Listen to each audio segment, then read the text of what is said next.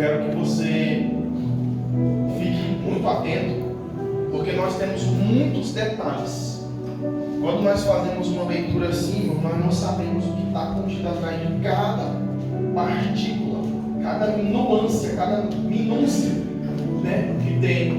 Então eu quero que você fique muito, mas muito atento, porque senão vai passar algum sabor despercebido e você não vai conseguir, né, ingerir por completo.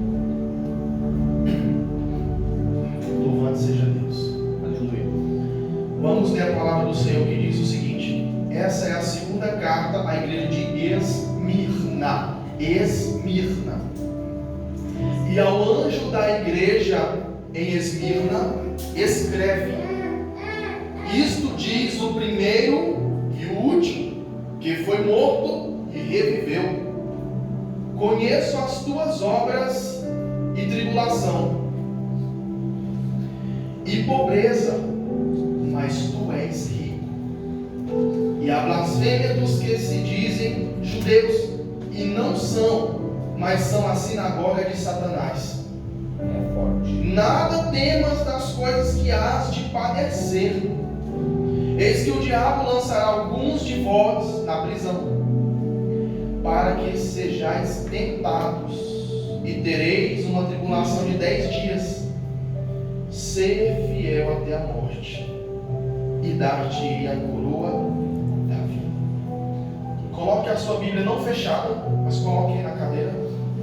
Não fechada, deixa aí, se possível, aberta. Eu quero que você fique com a sua palavra aberta para degustar desse prato de hoje. Vamos fazer mais uma oração ao Senhor, pedindo a misericórdia do Espírito Santo, porque não é de mim, não sou eu, mas é dele. Senhor nosso Deus, tu és santo e exaltado sobre este povo. Tu és o Deus desta igreja, a qual eu faço parte, todos os meus irmãos, como membros e corpo bem ajustado, como foi cantado aqui hoje, uma família sem falsidade, membros do teu corpo guiado pela cabeça, que é o Senhor, dirigido pelo Espírito Santo, instruído, Pai. Em nome de Jesus, eu quero pedir que o intérprete, Espírito Santo, manifeste em nome de Jesus, Pai, a ação da interpretação da palavra. Em nome de Jesus, enquanto muitos criticaram a tese que foi dita por aquele pastor, que o Espírito Santo não interpreta nada, nós cremos que o Espírito Santo é quem nos dá a clareza do entendimento dessa palavra, porque ele foi prometido por ti. Tu disseste: eu vou, Pai, mas enviarei outro Consolador para estar convosco. E o Espírito Santo desceu sobre nós, e repousou sobre nós e faz morada em nós. Aleluia. E nós pedimos que o teu intérprete, Espírito Santo, esteja à frente dessa oportunidade, como nosso mentor, nosso diretor, aquele que nos impera, nos governa, que vai trazer, Pai, a orientação, a instrução, Senhor, para nós essa noite. É o que eu te peço em nome de Jesus. E a tua igreja que crê diz: amém. Pode se assentar. Com a Bíblia aberta. Glória a Deus.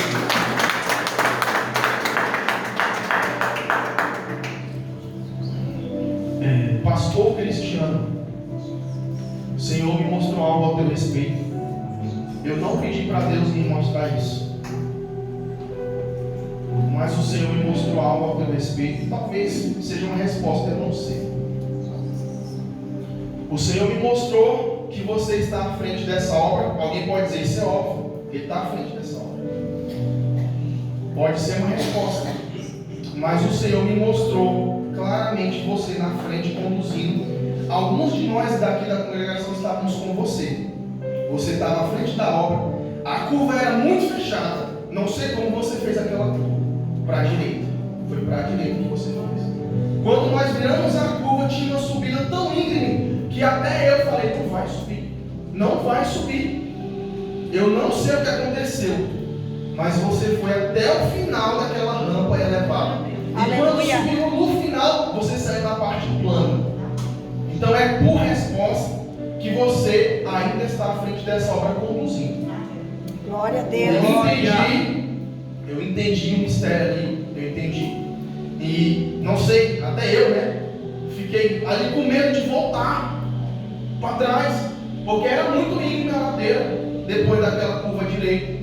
E o Senhor na frente, bem atento, macio e suave, subiu até o final. Aleluia. E chegou na parte. Glória a Deus. Oh, glória. Foi o que o Senhor me mostrou. Não sei, meu Deus, será que ainda estou na frente de alguma coisa do Senhor? Não sei, resposta não sei. Amém. Eu só sei que Deus me mostrou dessa exata forma. Oh, glória. Aleluia. Glorifique o nome do Senhor. Aleluia, Jesus. Glória a Deus. Irmãos, o propósito dessa imersão é que você descubra qual é a sua característica como igreja. Eu vou repetir isso até que você possa entender. Quando Jesus ele se apresenta para as igrejas, ele tem uma forma específica de se apresentar. É uma forma peculiar, específica de se apresentar. Na igreja passada você viu que ele era aquele que sondava todas as igrejas e tinha na força do seu braço o poder dos líderes. Por isso que ele subiu a ladeira. Ei, glória! Aleluia. Entende? Nós vimos que Deus tinha uma só coisa, que aquela igreja dele abandonou o primeiro amor. E você foi para casa sabendo de tudo isso, para colocar a sua maneira de viver tudo aquilo que foi ministrado. Essa é a carta à igreja de Esmirna, a segunda igreja. E quando o Senhor ele vem se apresentar a essa igreja, ele fala o seguinte ao anjo da igreja. Todas as vezes que aparece aqui ao anjo da igreja, é o líder da igreja, é o mensageiro da igreja, é o pastor da igreja. Nesse período aqui, o pastor dessa igreja era Policarpo. Policarpo foi discípulo direto de João, já na velhice de João, mas ele procurou aproveitar o ensinamento máximo para quando fosse para frente da obra ter condições de conduzir.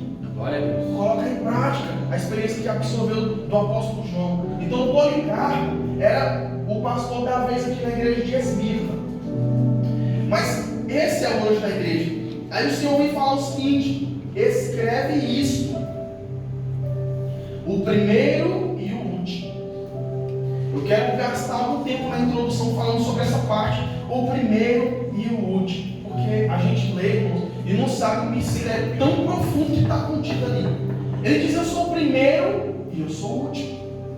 Alguma outra parte, alguma outra tradução, alguma outra passagem mais à frente, ele vai dizer que ele é o alfa e que ele é o ômega, que é a primeira letra do alfabeto grego e a última letra. Ele está dizendo: eu abranjo desde o início até o final de todas as coisas. No alfabeto hebraico, a qual foi escrito ali o Antigo Testamento, ele diria: eu sou o Aleph e eu sou o Tav. Às vezes você não pode entender isso de uma certa forma, mas o Senhor está falando algo tão tremendo aqui, irmãos. Fala de um atributo que Deus tem, chamado aceidade. Esse atributo chamado aceidade, ele dá a condição de um indivíduo existir por si só, sem ter sido criado, sem ter sido fruto de relacionamento de homem e mulher, sem ter nascido de lugar nenhum, sem ter sido feito por ninguém. Simplesmente existe como ele é, como ele pode, como ele tem, como ele está. Por isso que quando ele se apresenta para Moisés, ele não fala o meu nome, né? Ou então eu vim de... Não, ele fala eu sou. Aleluia. Eu sou o que sou. Glória a Deus. Eu já vi um certo comentarista falando o seguinte: Deus não existe. No começo eu tomei aquele susto, porque nós cremos pela fé que ele existe, nós sentimos, nós vivemos ele, nós vivemos Deus dia após dia. Glória a Deus. Aí ele fala: Deus não existe, ele simplesmente é. Existência para quem foi criado, teve um início. O Senhor, aí eu entendi o que ele queria. Aí eu compreendi. Eu sou, ele simplesmente é desde da eternidade, desde o princípio, do começo. Não tinha nada, só ele. Não adianta você tentar entender isso, você não vai conseguir. Pelo simples fato da nossa mente não conseguir comportar a grandeza de Deus. Você pode pensar, você pode queimar os seus neurônios. Como é que, desde onde, aonde, como, ele, quem criou, não, de onde veio, não adianta, irmãos. Só creia que ele é na sua vida, que ele Ele é nos seus negócios, que Ele é nos seus projetos, que Ele é nos seus planos, que Ele simplesmente é. Ele se apresenta, eu sou. Mas ali nós estamos vendo Ele dizer que Ele é o primeiro e que Ele é o último. A palavra nos ensina que Deus criou todas as coisas através do seu Filho, Jesus, que é o chamado Verbo. No primeiro capítulo e versículo de João, o Evangelho de João, você vai ver o princípio, que o Verbo, no princípio, estava com Deus e que era Deus. E que o Verbo, o que é Verbo? Indica ação, estado ou fenômeno natural, pela língua portuguesa. Mas ali é a palavra de criação de Deus.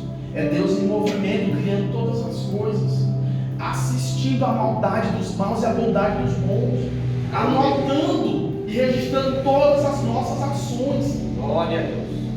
E permitindo catástrofe, como você tem visto agora há pouco tempo. Porque é mister que isso aconteça. Aí quando ele diz eu sou o primeiro, eu sou o último, no alfabeto hebraico ele fala eu sou o Aleph, eu sou o Tav. E alguém vai falar, não, mas em Gênesis está dizendo que no princípio criou Deus os céus e a terra. Só que antes disso, na palavra original, tem uma outra coisa que Deus criou, que é exatamente aonde está esse mistério ali. No original você vai ler Bereshit bara Elohim et. Esse et, eles dizem que é um intervalo entre a escritura, como se fosse a nossa vírgula. Escreve uma coisa, vírgula, continua. É uma pequena pausa. Mas esse et, ele é simbolizado pelo Aleph e pelo Tav. Se fosse em grego, pelo alfa e pelo ômega. Se fosse por essa palavra, princípio e fim. Aí nós começamos a entender uma coisa interessantíssima aqui da parte de Deus. Quando o Senhor fala que Ele é o primeiro, que Ele é o último, quanta coisa o Senhor está falando? Primeiramente, a primeira letra do alfabeto hebraico, que é a letra Aleph, simbolizava cabeça de boi. Mas não era só cabeça de boi, era para simbolizar força, liderança,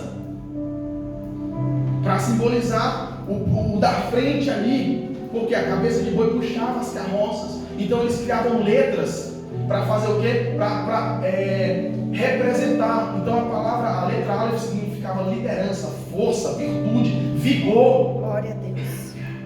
Aleluia. E a letra Tav simbolizava uma cruz. Dentro da letra Aleph e da letra Tav, nós temos todo o alfabeto hebraico. Nós temos uma língua. Aí você vai ver, no princípio criou Deus, Aleph Tav. O que? No princípio criou Deus uma linguagem para se comunicar com o homem. Glória a Deus.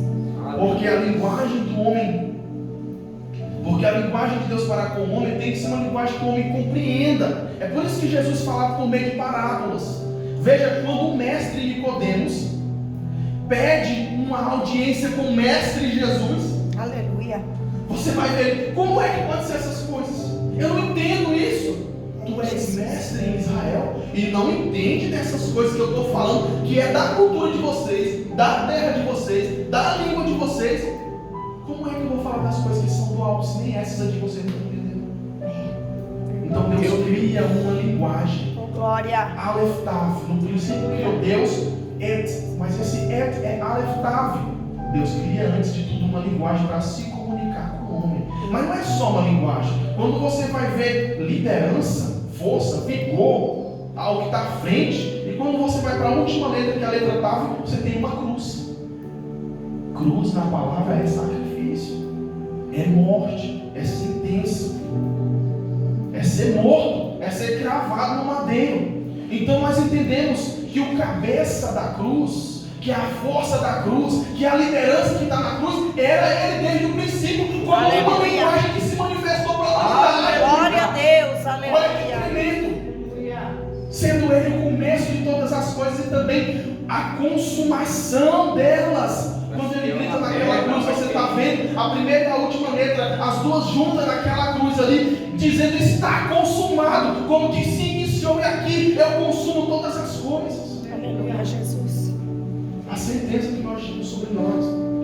Quando ele diz eu sou o primeiro e eu sou o último, ele está dizendo de uma linguagem que Ele criou para se comunicar conosco, a qual ali Ele está falando que cumpriria tudo no final das coisas, como o cabeça, como o líder, como o primeiro da cruz. Isso quer dizer para nós, irmãos, que vamos ter que carregar a cruz, mas antes teve um principal que já carregou. É, Jesus, amém. É muito forte. É Glória. Aleluia. Aleluia. É coisa para a gente refletir e pensar. Eita Deus poderoso. E aí, Aleluia. irmãos, ele vai dizer, olha o que diz a continuação, que fui morto e reviveu. Ele está falando da cruz ainda aqui. A gente não percebe porque a gente não emerge. É por isso que essa imersão é para a gente mergulhar mesmo. Ele continua falando da condição da cruz ali. Foi morto aonde? Na cruz. E reviveu, porque Deus o reviveu dentre os mortos. A igreja de Esmirna é uma das duas igrejas que não recebeu reprimenda de Deus, que não foi repreendida. O Senhor não tinha nada contra elas, contra duas, sendo que Esmirna é uma. Então, o nosso propósito, com que mais igreja eu me pareço? Eu já trouxe para vocês que no campo da psicologia nós temos 4 temperamentos: sanguíneo, colérico, fleumático e melancólico. Mas quando eu jogo para o Apocalipse, quando eu jogo para as 7 cartas, eu vejo que eu tenho 7 temperamentos. Já ampliou muito mais. 7, que são as 7 igrejas que estão ali. Elas têm características, ponto fraco. Assim como a psicologia fala que os nossos temperamentos também têm características boas, qualidades e pontos fracos que precisam ser trabalhados. Glória. Mas na igreja de Esmirna, veja como o Senhor vem escrevendo aqui. Ele diz que você já entendeu o que ele fala quando ele disse que é o primeiro e o último. Você já entendeu quando ele é o primeiro e o último. Acabei de trazer para vocês aqui.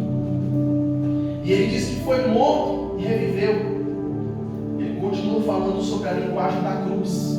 A linguagem da cruz, ela é incompreendida. Irmãos, se você quer ver uma tipologia tremenda da parte de Deus no Antigo Testamento, eu já disse para vocês que o Antigo Testamento, ele é vislumbre, é utopia. O que é utopia? É um projeto que ainda não se concluiu, mas está no papel.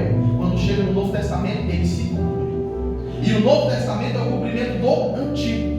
Você vai ver Moisés levantando, isso ele faz por orientação de Deus. Ele levanta uma cobra de bronze, uma serpente de bronze, em uma haste de madeira, em uma estaca, e fala para que o povo doente viesse para olhar para aquela serpente de bronze, e quando olhasse, recebesse a cura.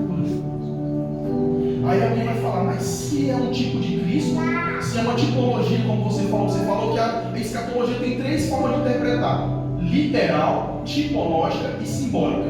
Se aí é um tipo de Cristo, por que está no corpo de uma serpente? Porque a serpente simboliza maldição. Você não leu que Cristo se fez maldição em nosso lugar?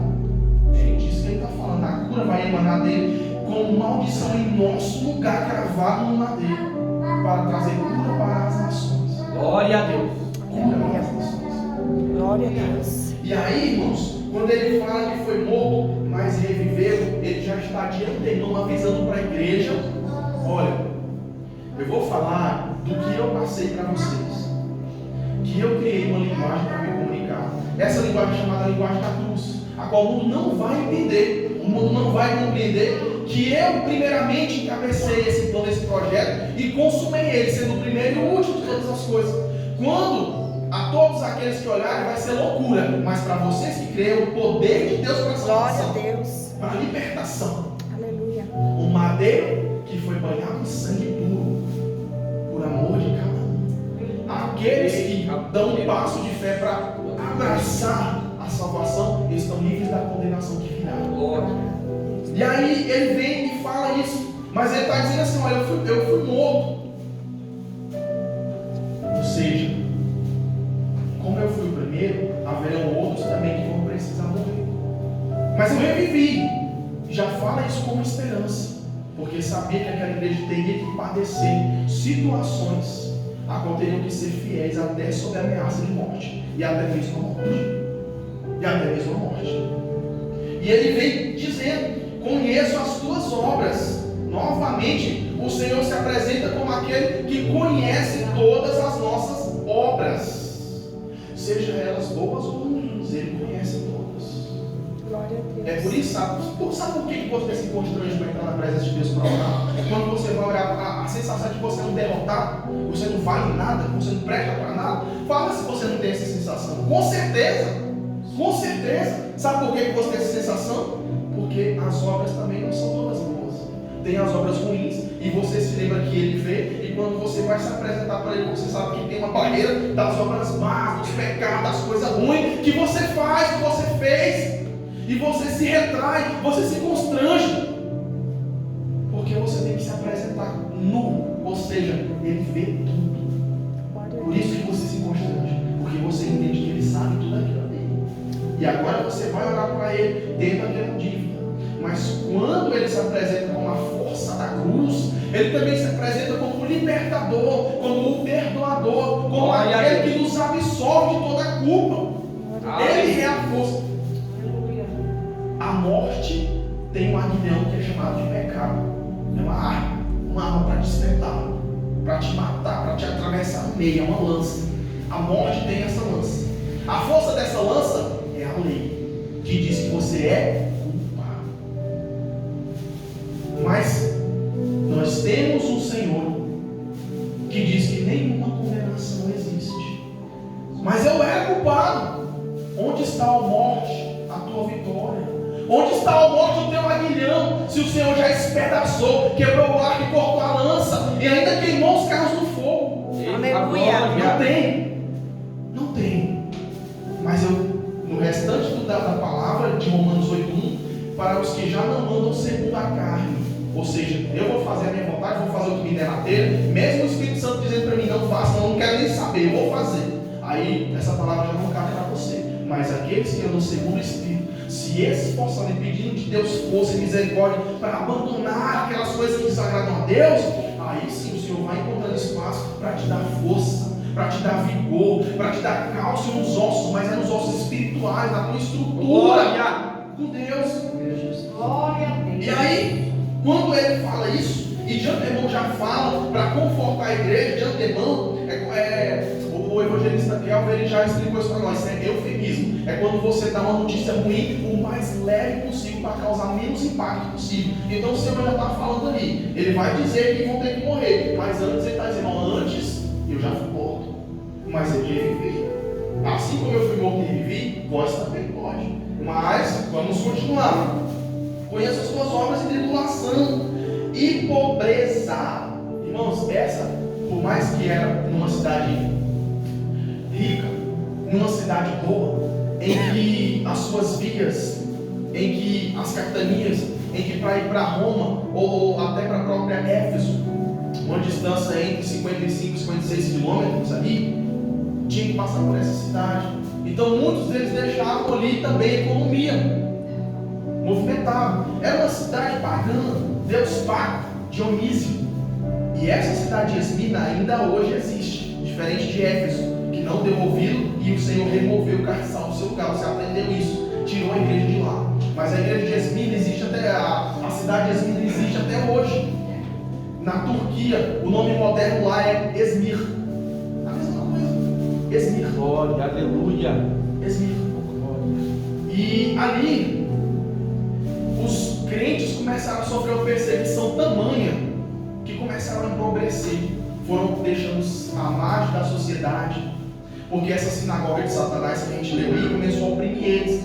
Não compra das mercadorias dele, não compra dos negócios dele, não faz negócio com eles, vamos cortar o suprimento assim para eles. Começaram a empobrecer financeiramente. Isso aqui é financeiramente mesmo, moeda corrente da época, como hoje para nós o real, moeda corrente da época. Começaram a empobrecer. Mas quando o Senhor fala que aquela igreja é pobre, em seguida ela fala, mas tu és Rica. Rica. É Jesus. Eita, Aleluia. glória. a riqueza vista por Jesus ali, irmãos, não é mesmo que o mundo vê. Verdade, Jesus. Eu posso ter grandes templos adornados, com jogos de luz, iluminação, estrutura, músicos da alta classe, oradores, teólogos, seja o que for, irmãos. A hora que Jesus bater o olho, ele vai ver se tem a presença dele ou não. Verdade, Jesus. Coisa que eu não consigo ver. Mas ele passeia no meio das igrejas. Eita, Ele vai glória. bater o olho, ele vai ver que não tem. É Aleluia. rico, milionário, tem ouro, tem prata, mas não tem presença. Glória. Podre de pobre. Pobre até o chão. É, Jesus. Mas e aqueles que estavam padecendo necessidade, sendo fiéis, o Senhor os define como Ricos. Aleluia. Glória. Aí a gente se lembra da palavra. Aonde está o coração? Aonde está a vossa riqueza, está o vosso coração. Se a minha riqueza está no céu de glória, irmãos, eu preciso ter muita fé para crer na minha riqueza lá no céu. Eu tenho que ter fé. Se eu não tiver fé, que é a capacidade de acreditar em coisas transcendentais, eu não vou conseguir marchar, militar pelas riquezas de lá. Eu vou todos os dias trabalhar, me matar de trabalhar pelas coisas que são daqui.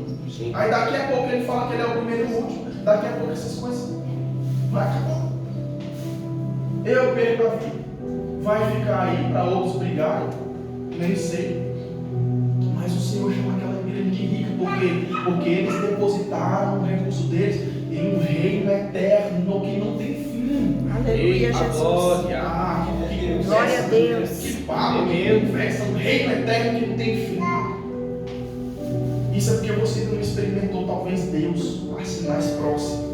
Porque a hora que você experimentar Deus de perto, pelo Espírito Santo, Ele vai te dar uma convicção tão grande da tua riqueza lá, que tu nunca mais vai duvidar disso. Aleluia. Ainda que você se esfrie um pouco na fé, ainda que você pare um pouco de orar, ainda que você deixe de ser tão crente ou quente, você nunca vai esquecer da riqueza que está lá, te esperando, te aguardando. Deus, aleluia. Aí o Aleluia. Senhor vai dizer que tu és rico, porque o teu recurso, o teu investimento, os teus negócios são com um reino eterno, são comigo. Glória a Deus. Aleluia. Mesmo com as tribulações e a blasfêmia dos que dizem ser judeus e não são, mas a sinagoga de Satanás. Na igreja passada nós vimos sobre os nicolaítas.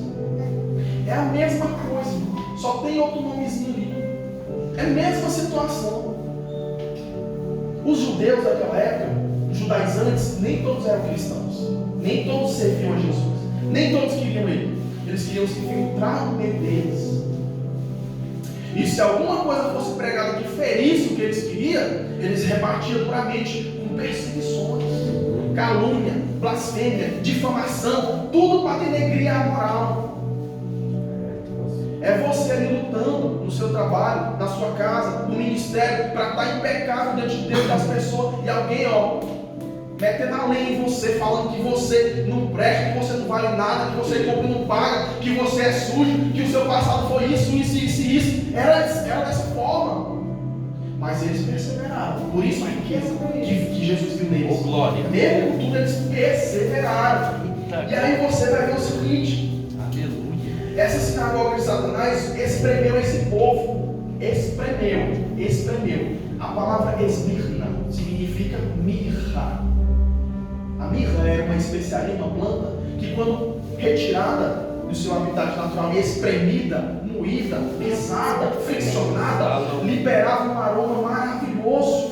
Mas se você colocasse na boca, era muito amargo. Amargo para igual um chá forte de bom. Amarguíssimo.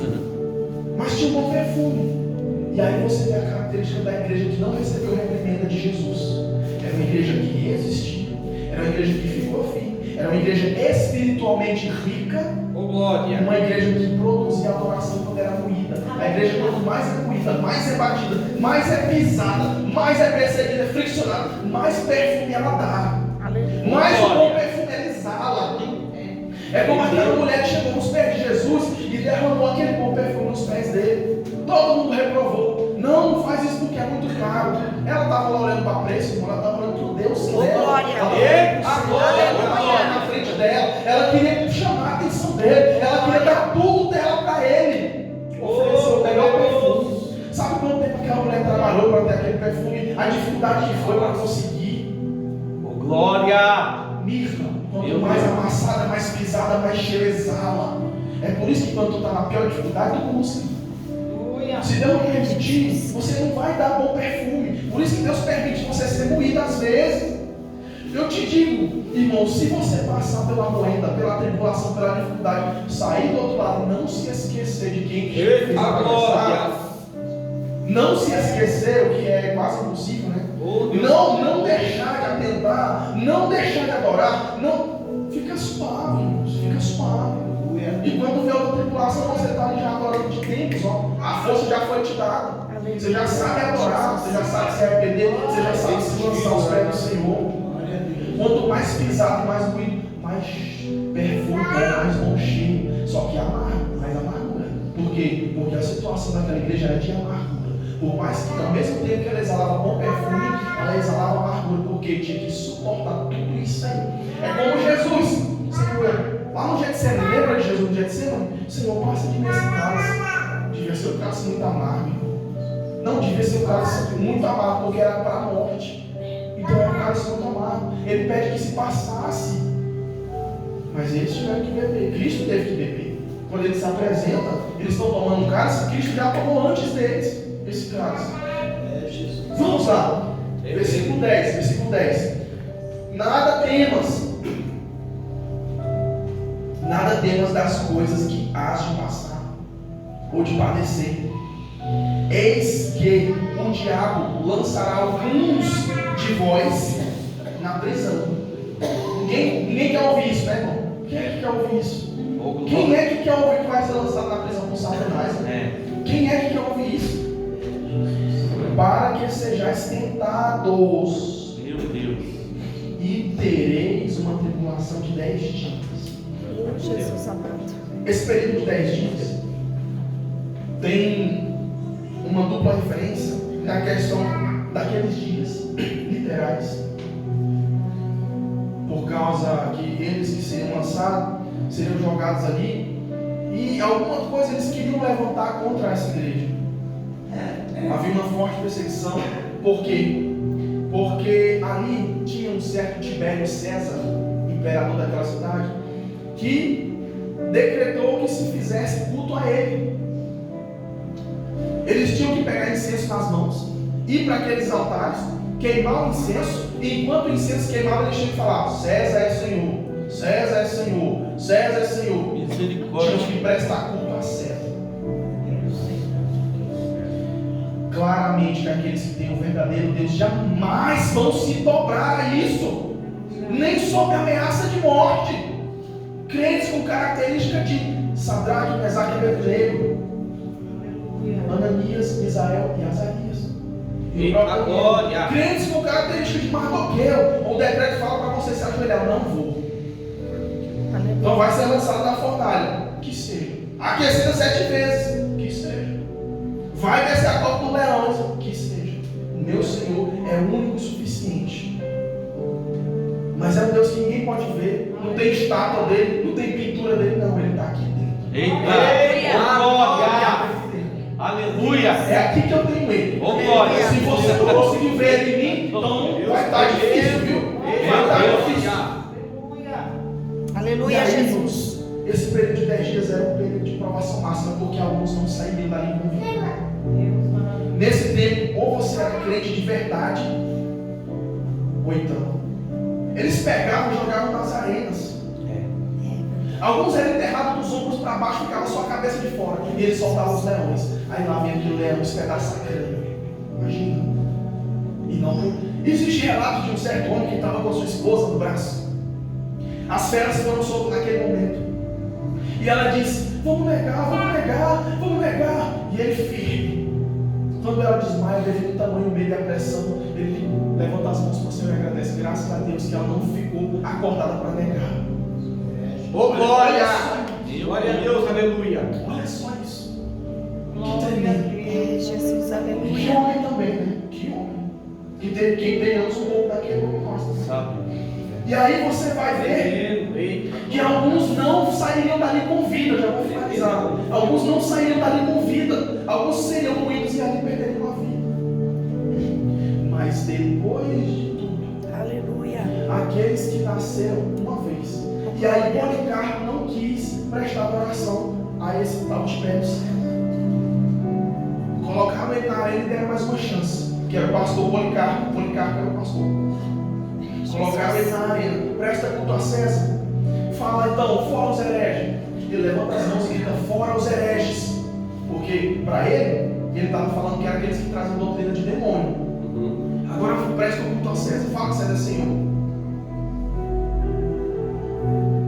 Mas era só uma palavrinha para se livrar. Mas simbolizava traição ao seu Deus. Simbolizava traição ao seu Deus. Meu Jesus. É forte, hein?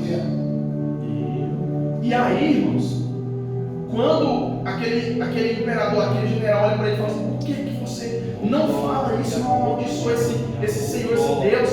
Olha a resposta do Policarpo. 86 anos eu servi a esse Senhor. Glória a Jesus. Nunca um mal ele me fez. Aleluia.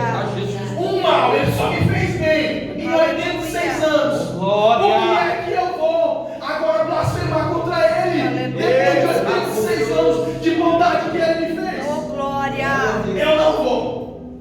Não acho que fazer questão de pegar ele e arranca na arena. Os cristos, entre aspas, judeus, juntam lenha. E juntam lenha. E juntam lenha. E juntam lenha. E faz ali um altar de lenha. Tá aquele homem amarrado em cima e bater o fogo. E ali acabou a vida daquele homem. Mas veja o que esse homem cumpriu. Vamos continuar? Meu Deus, forte. Ser fiel até A morte. dar-te-ei a coroa da vida. Aleluia. Esse homem cumpriu isso aqui com excelência, irmãos. Com maestria. Aleluia. Ele cumpriu isso aqui muito bem. Glória a Deus. Aleluia.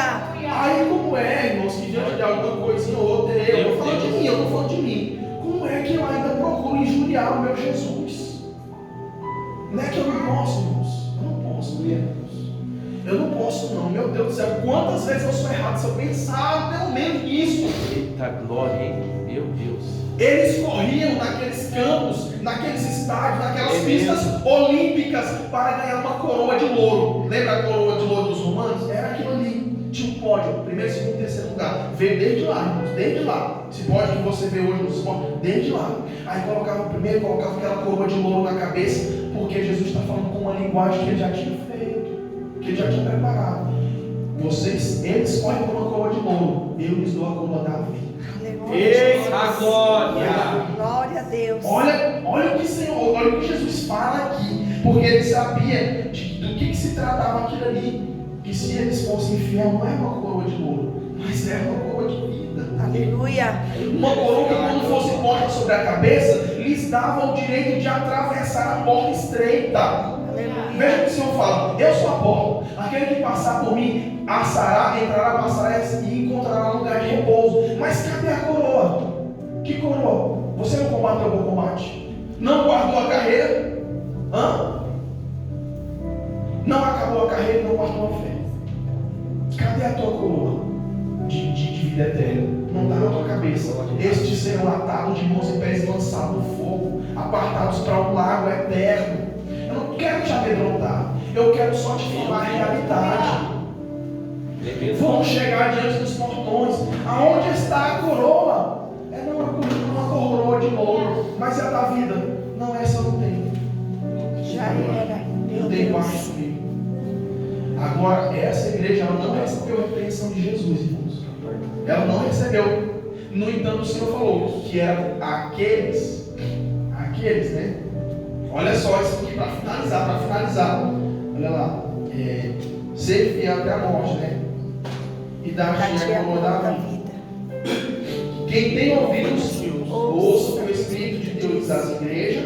Você que está aqui sentado, está ouvindo a palavra, você está sentindo a palavra penetrar em você, como ela mesmo fala. Espada de 2 gumes, ela está penetrando em você, você está sentindo ela rasgando o teu íntimo, para ficar dentro de você essa semente aí. Em nome de Jesus. E depois disso, você vai viver. E aí, o que vencer não receberá o dano da segunda morte. O que isso quer dizer? Para finalizar, o que isso quer dizer? Aqueles que nasceram uma vez vão morrer 2. Tenha muita atenção. Aquele que nasceu uma vez vai morrer 2. A morte do corpo e a separação eterna de Deus, a morte espiritual. Mas aqueles que nasceram 2 vezes morrem só uma. Aleluia. Onde está isso? Jesus está falando. Glória. Se você não nascer de novo, mas outra vez, claro, nasceu da água e do Espírito, você vai querer o quê? Eita, Tem que nascer da água e do Espírito. Aleluia. Nascer da água, limpo, e do Espírito, portador do Espírito do Senhor. Ei, glória. Jesus poderoso, aleluia. Aí vai doer só uma, que é a morte física. Só. Alguns nem vai, né? Alguns vão ser arrebatados, né? Verdade. Alguns vão ser tirados de forma súbita. É muita glória. E aí, irmãos, quando ele fala aquele que vencer, atenta para isso aqui, ó. Aquele que vencer está no singular. Embora a igreja seja no coletivo, ele está dirigindo aquele no plural. Por quê? Porque a salvação é Individual. Alguém entender. Ele está falando da particularidade de cada um. Eu não posso levar minha esposa, eu não posso levar os pastores, eu não posso levar meus familiares. Eu luto e escapo pela minha própria vida. É por isso que você tem que bater muito na tecla com os familiares. Sua parte você está fazendo, você está orando, você está pedindo, você está clamando, você está colocando e fazendo como o apóstolo Paulo falou, apelando para que eles recebam essa palavra. Aleluia. Algumas terras vai demorar mais para dar fruto. Aquele é individual. É aquele, igual como que é a particularidade da salvação, é individual. Eu luto pela minha, você pela sua, mas todos nós no coletivo, pelo encontro com Deus, o mesmo encontro com Deus. Amém? Amém. Você recebe essa palavra? Glória a Deus. Então, Tremendo, hein? essa foi a carta da igreja de Esmirna. Leia em casa, são só 4 versículos, 4 ou 5. É a menor carta que tem, 4 eu acho. E procure as características que você tem que bate nessa igreja. Aleluia. Se você tiver pouca característica, aí você vai ter que se esforçar um pouco mais para parecer agora. Porque essa igreja ela não recebeu repreensão. Essa igreja aí ela foi conhecida como uma igreja perseguida, mas foi fiel até a morte. Glória. Tanto que a cidade aí existe até hoje, né? Cidade de Esmirna. Não é mais Esmirna, é Esmirna, só Esmirna. A cidade lá. Então, nós vamos seguir esse propósito. Se Deus quiser abençoar, na semana que vem temos outro culto da família. Isso aqui é para a família. E nós vamos trazer a terceira igreja. Se Deus quiser abençoar. Perca. Isso, pega. Nós vamos até lá. Amém? Eu quero Amém. passar a oportunidade para o pastor Cristiano para fazer a conclusão do trabalho em nome de Jesus.